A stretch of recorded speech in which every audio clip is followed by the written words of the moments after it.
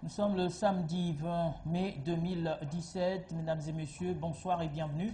C'est l'heure de votre 20h, mais avant, voici le sommaire. Nous irons du côté de la cité de la Caisse où les accès posent désormais problème.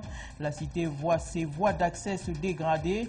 L'entreprise adjudicataire aurait plié bagage. Sans d'autres explications, là-bas on parle désormais de crevasses et cratères qui se forment sur ces axes. Nous le verrons ce soir avec Priska Ntsam. Et puis, il y a cette colère du collectif des commerçants qui ont tenu à dénoncer et fustiger les contrôles intempestifs des différents services qui procèdent aux raquettes et autres impairs.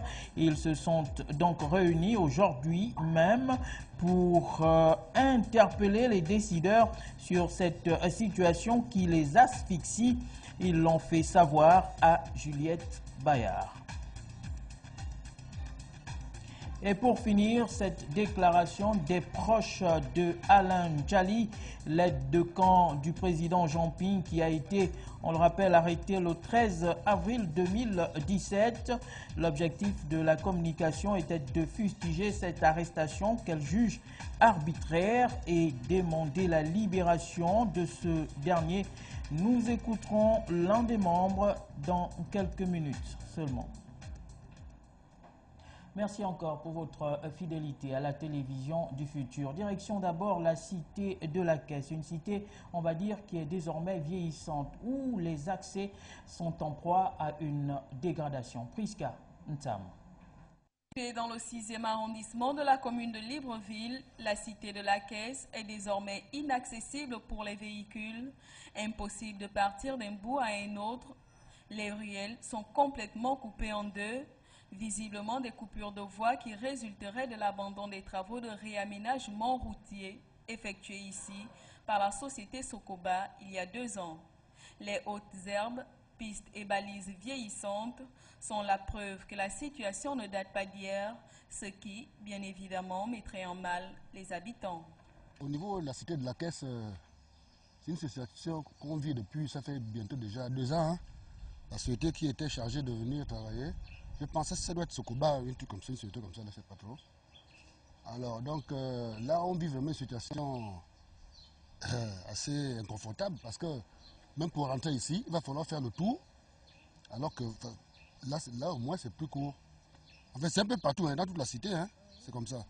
Que s'est-il passé ici, entre la société adjudicataire, la CNSS et l'État gabonais, qui susciterait l'abandon des travaux au point où la cité ressemble désormais à un isoloir de par toutes ses voies de communication en piteux état.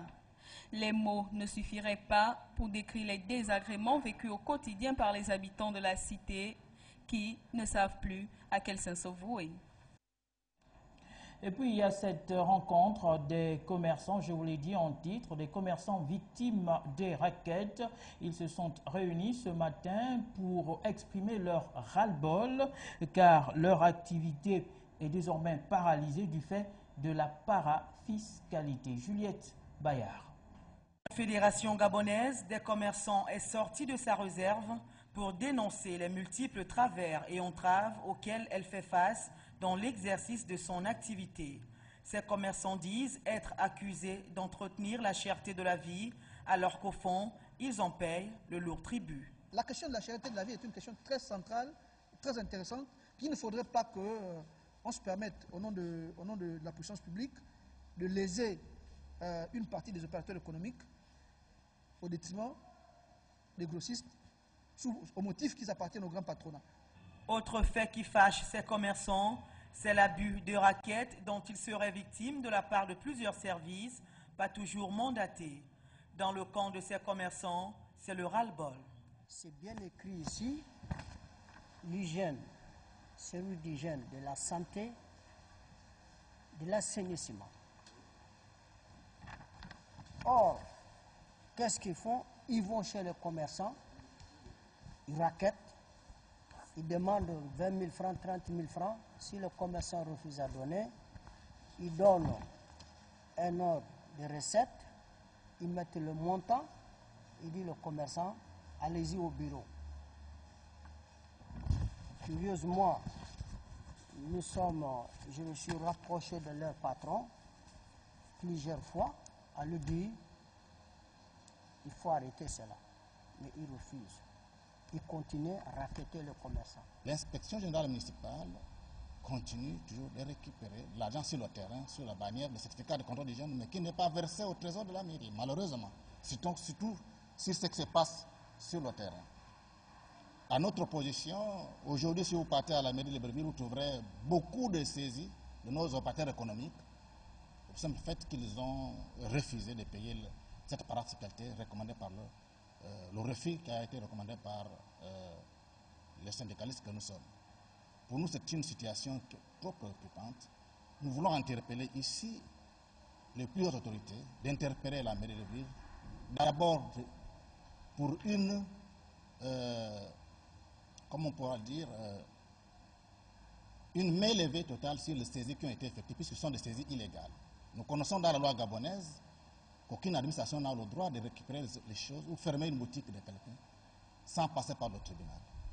Donc, des saisies qui se font de manière arbitraire, ce sont des saisies illégales. Et pour nous, nous refusons que nos opérateurs communs soient des otages de la mairie de Libreville, surtout de l'inspection générale municipale. Ces services incriminés se seraient-ils détournés de leur mission régalienne? Quoi qu'il en soit, l'intervention des pouvoirs publics est sollicitée afin qu'un terme soit mis à ces pratiques déshonorantes. Allons à présent du côté du ministère du Commerce. Là-bas, les agents ont observé une assemblée générale. Il était question de faire le point des revendications avancées ou pas. Ils ont tout de même dénoncé les injustices dont ils sont victimes de la part de leur patron. Juliette Bayard. Les locaux de la Direction générale du commerce étaient en ébullition suite à l'assemblée générale qui y a eu lieu. Plusieurs mobiles ont motivé sa tenue. D'abord, les mauvaises conditions de travail, le concours d'entrée dans les grandes écoles d'administration, entre autres. La colère des agents du commerce et des PME était donc incontrôlable. L'Assemblée générale avait pour plusieurs points, mais deux points culminants. Le point des bureaux. Les bureaux et la formation à l'EPCA. Ça fait plusieurs années nous demandons la convention à l'EPCA, puisqu'il y a un budget de 18 millions. Et cette année, nous étions allés en commission pour choisir les candidats. Ils sont allés au concours, ils ont tous échoué.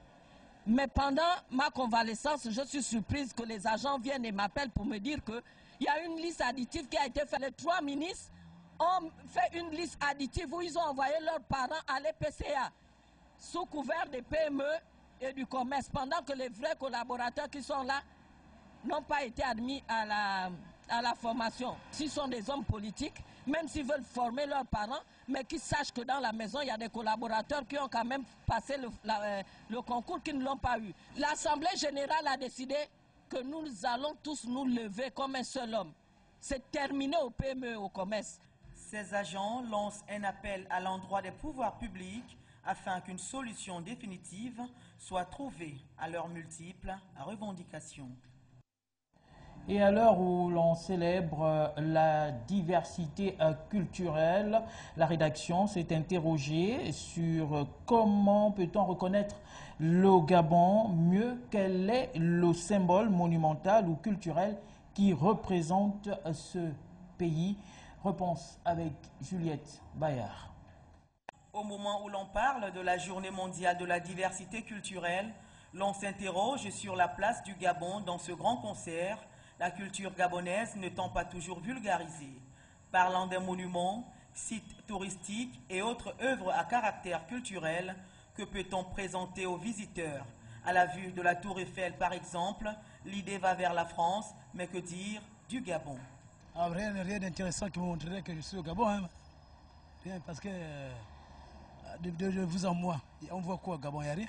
à la Cité de la Démocratie, il y a notre monument qui est là, au niveau du Kala. Il y a aussi, en fait, il y en a un peu partout, quoi.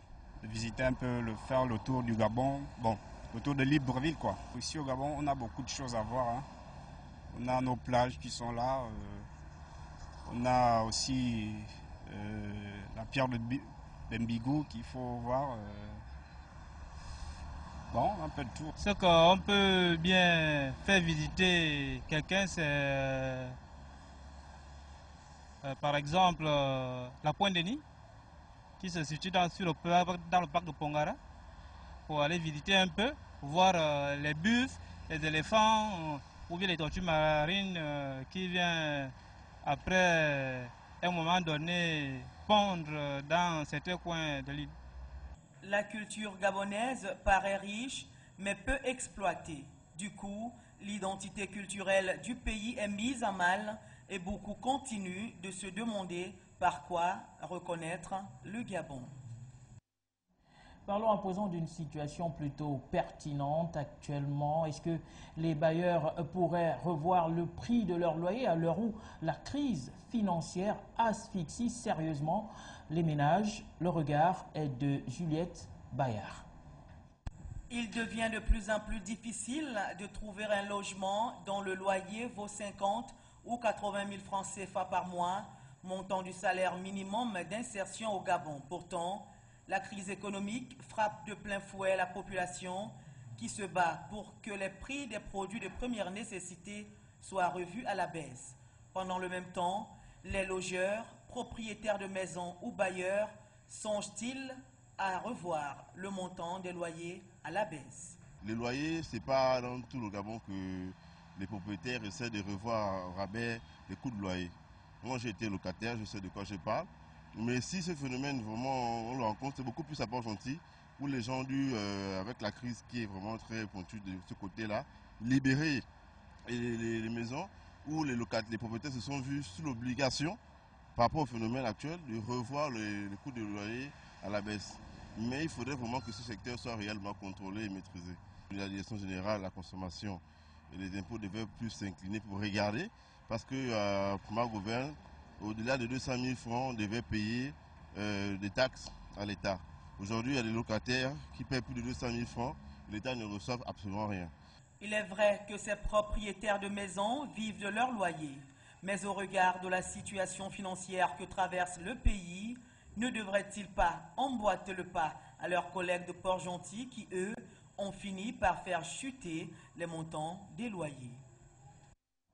Juliette Bayard de notre rédaction. Parlons à présent de toute autre chose. C'est avec cette conférence de presse des enseignants-chercheurs, eux, qui étaient face aux hommes et femmes de médias pour présenter leurs nouvelles découvertes scientifiques, découvertes effectuées dans la province du Haut-Ogooué. Voici le compte-rendu.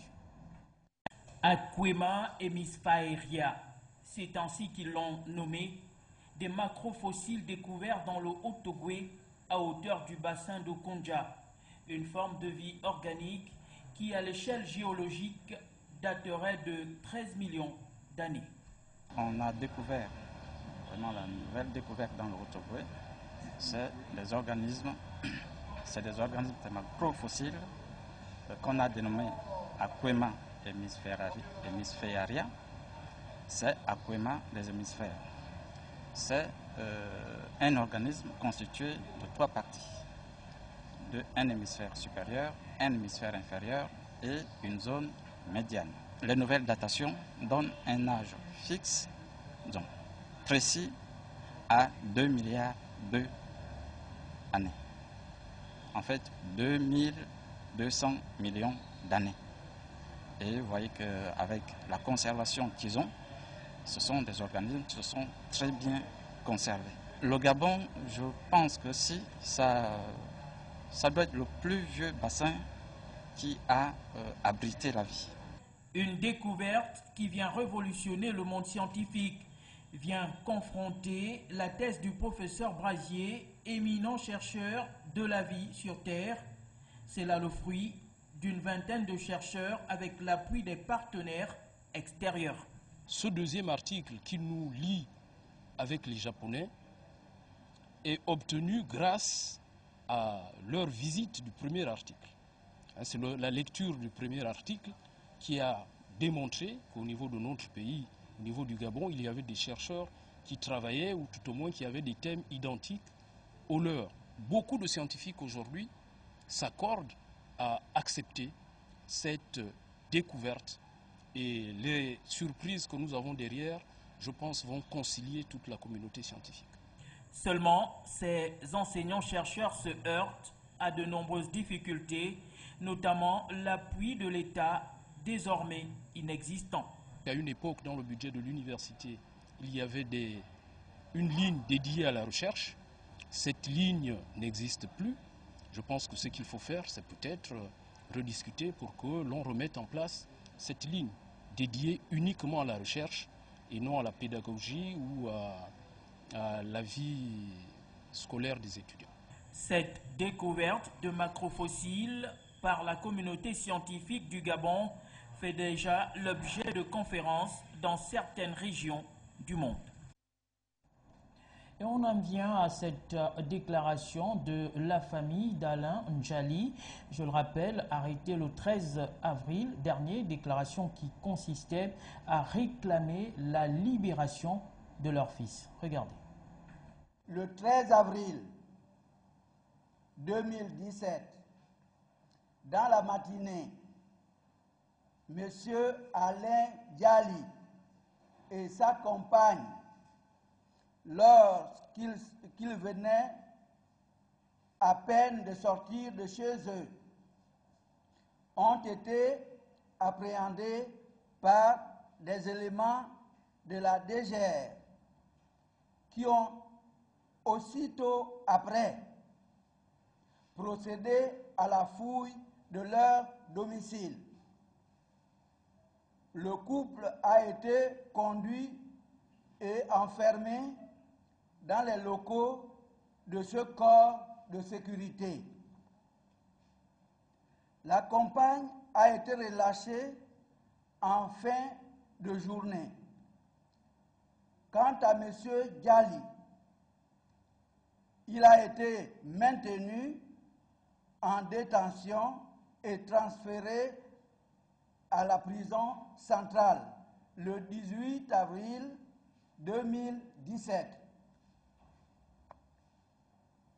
Nous voudrions faire observer le caractère arbitraire de cette arrestation et de cette détention, car les commanditaires n'avaient aucun argument convaincant dans leur entreprise. L'avocat du détenu faisant état d'un dossier vide.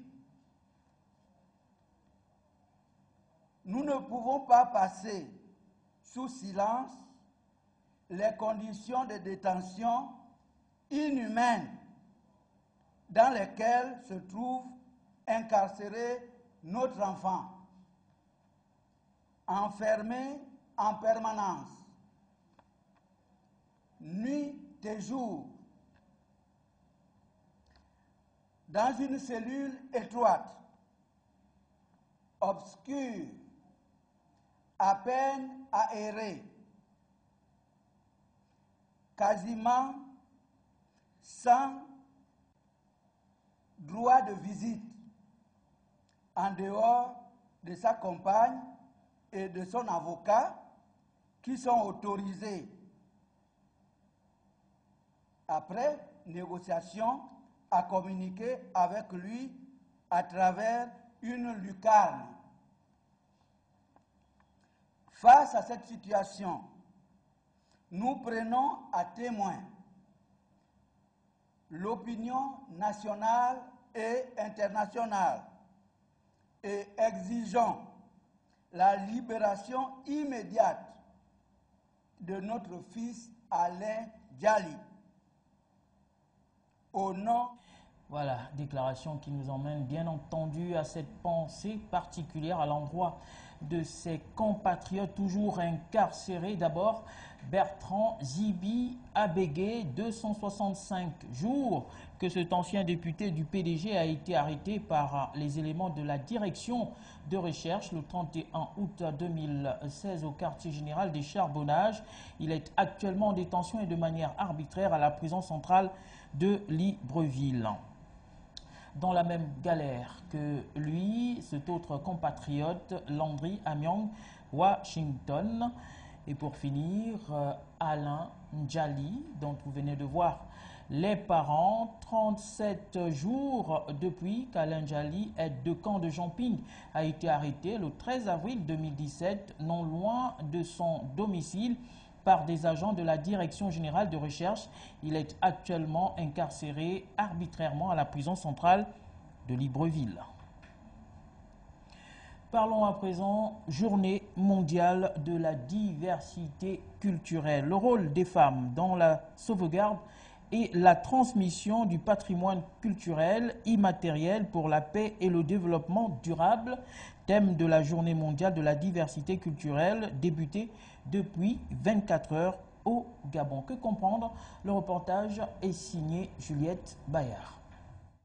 La diversité culturelle, un pan de la société qui interpelle les autorités gabonaises, et la journée mondiale qui lui est dédiée a donné lieu à une série de manifestations au ministère de la Culture. Entre contes, jeux et danses traditionnelles d'une part, des tables rondes d'autre part et parfois des dégustations découvertes de la diversité culinaire, le programme était riche pendant ces 2 jours d'échange où le rôle de la femme était en pole position. La femme a une place très importante au niveau de la formation des hommes. À travers les savoirs, c'est la femme qui sait faire la cuisine, qui apprend aux enfants à préparer. C'est la femme qui sait guérir la diarrhée d'un enfant, qui apprend les pratiques de guérison à l'enfant. C'est la grand-mère qui apprend à sa fille à préparer la nourriture, à cultiver le manioc, à cultiver l'igname, à chanter, à danser, à respecter son mari. C'est la femme là, traditionnelle, qui enseigne à sa fille de ne pas porter les cheveux ajoutés. C'est la femme traditionnelle là, qui enseigne à sa fille de ne pas porter des ongles ajoutés. C'est la femme traditionnelle qui apprend à sa fille de ne pas devenir une femme blanche aux pieds noirs. Voilà. On veut une femme éduquée. Ce n'est pas seulement une femme instruite, mais une femme peut-être instruite, mais également éduquée. Des échanges qui ont permis à la gente féminine de comprendre son rôle dans la transmission des savoirs et savoir-faire pour le développement durable. Voilà, nous sommes le 20 mai aujourd'hui et du côté du Cameroun, chaque 20 mai de chaque année, on célèbre la fête de l'unité du Cameroun, une date mémorable qui a donné lieu à un programme riche à l'ambassade du Cameroun et s'y sont rendus Juliette Bayard et Edgar Ndé. Le Cameroun indépendant depuis 1960 fête ce 20 mai l'unité de ses peuples. Ce pays d'Afrique centrale hier divisé en 2, dont le Cameroun français et anglais, a en 1972 décidé d'unir ses enfants pour être le géant qu'il est aujourd'hui en Afrique centrale. Pour comprendre l'importance de cette date pour le peuple camerounais, un bref cours d'histoire. Le 20 mai, c'est une date mémorable pour tout le peuple camerounais. C'est la date qui symbolise l'unification des 2 Camerouns, le Cameroun occidental et le Cameroun méridional. Entendez par Cameroun méridional la partie qui a été sous tutelle française pendant la colonisation et par Cameroun occidental la partie qui a été sous tutelle anglaise. L'histoire voudrait que le Cameroun soit un pays qui n'a pas connu de colonisation. Le Cameroun a été annexé à l'époque de colonisation par l'Allemagne. Et à la fin, au terme de la Première Guerre mondiale, la Société des Nations est créée et le Cameroun a été placé sous mandat de 2 États, la France et la Grande-Bretagne. Et au lendemain de la Deuxième Guerre mondiale, le mandat a été transformé par une mise sous tutelle, dont le statut du Cameroun était un statut placé sous tutelle des Nations Unies, mais pas de tuteur du côté français par les Français, du côté anglais par les anglophones, par les Anglais. Voilà pourquoi est-ce que à la fin de la colonisation, au moment où la partie française accède à l'indépendance, la partie anglaise n'était pas encore indépendante du fait qu'elle était sous le joug de la Grande-Bretagne. Le Cameroun, qui en 2015 avait une population estimée à 23 034 000 habitants, est fortement représenté au Gabon avec plusieurs milliers d'âmes composées d'hommes d'affaires et commerçants qui vivent en toute quiétude dans leur pays d'accueil. Voilà la fête de l'unité du côté du Cameroun qui nous emmène à la page étrangère. En bref et en image, d'abord du côté du Sénégal. Des milliers de manifestants ont réclamé vendredi soir à Dakar la libération du maire de la capitale sénégalaise, emprisonné depuis mars pour détournement de fonds publics à l'appel d'une nouvelle coalition de l'opposition. Ce rassemblement était la première manifestation de Entente pour veiller sur le Sénégal, coalition de formation de l'opposition dont le Parti démocratique sénégalais PDS ex-pouvoir, formé fin avril en vue des élections législatives du 30 juillet. La manifestation à laquelle participaient plusieurs responsables de l'opposition visait notamment à dénoncer l'incarcération du maire Khalifa Sall et à réclamer la transparence dans la gestion des gisements de pétrole et de gaz découverts dans le pays. Khalifa Sall, maire de Dakar depuis 2009, est en détention préventive depuis le 7 mars dernier. Monsieur Sall, probable candidat à l'élection présidentielle de 2019, contre le chef de l'État. Macky Sall au pouvoir depuis 2012 doit répondre de dépenses non justifiées de plus de 2,7 millions d'euros au préjudice de la mairie, selon la justice, ce qu'il nie. Ses partisans imputent ses devoirs judiciaires à son statut de dissident du Parti socialiste, PS, une formation membre de la coalition au pouvoir et de la majorité présidentielle. Des allégations réfutées par les autorités pour la libération de Khalifa Sall. Pouvait-on lire vendredi sur des banderoles et pancartes portées par les manifestants, dont plusieurs arboraient des t-shirts à l'effigie de responsables de l'opposition. Le Premier ministre sénégalais, Mohamed Boun Abdallah Dionne, a assuré jeudi devant les députés que le gouvernement gérait le dossier des hydrocarbures avec transparence après la signature de contrats d'exploration et d'exploitation avec des compagnies étrangères. Allons à présent du côté de la Libye. Là-bas, au moins 141 personnes, dont la plupart des soldats loyaux à l'homme fort de l'Est libyen, le maréchal Khalifa Haftar, ont été tués dans une attaque menée par des groupes rivaux contre une base militaire dans le sud libyen.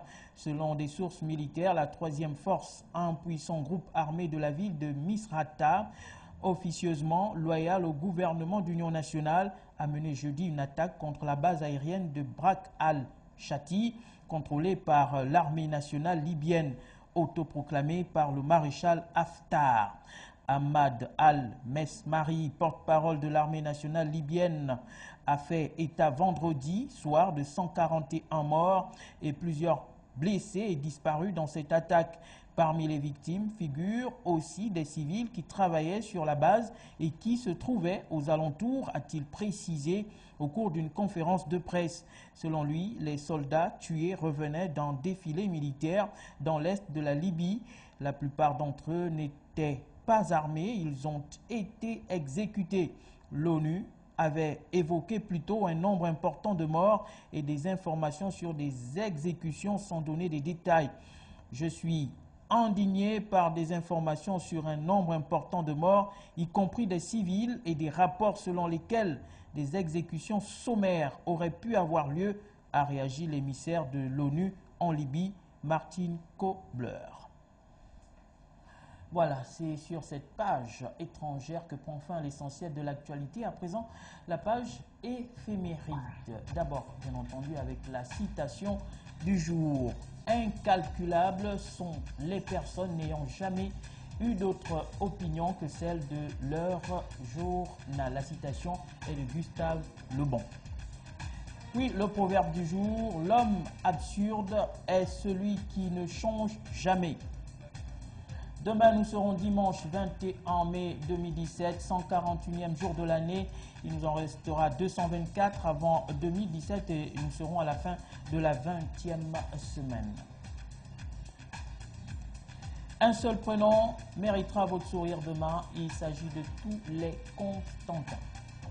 Et ce communiqué de la Direction générale de TV+, 2795 jours que le ministère de la Communication séquestre le matériel de TV+. Depuis l'élection présidentielle du 30 août 2009 à 17 h, les équipements audiovisuels satellitaires et d'émissions UHF Libreville de TV+, installés à la Cité de la Démocratie et qui permettaient une télédiffusion nationale et internationale, sont séquestrés par le ministère de la Communication. TV+, réclame ces équipements audiovisuels au nom de la liberté de presse en République gabonaise. N'oubliez pas, l'information se poursuit sur le site web www.tvplusgabon.com et ce numéro à votre disposition, le 01 72 21 29. Voilà, merci d'avoir été des nôtres et surtout, bon week-end.